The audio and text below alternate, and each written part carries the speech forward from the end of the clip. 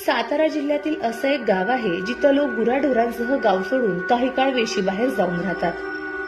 भूत पिशाच यांचा वावर या काळात गावात असतो अशी जुन्या लोकांची धारणा आहे।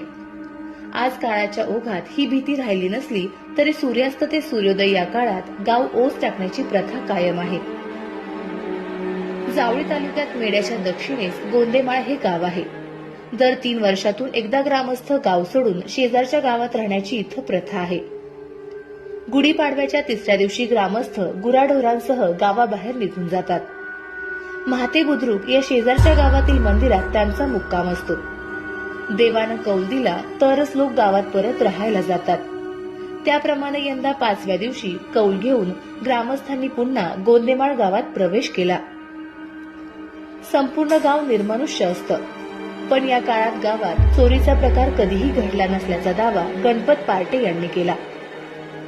पळ असतो त्यावेळी आम्ही ग्रामस्थ गावात जातो, सोबत जेवण बांधून आणलेलं असतं।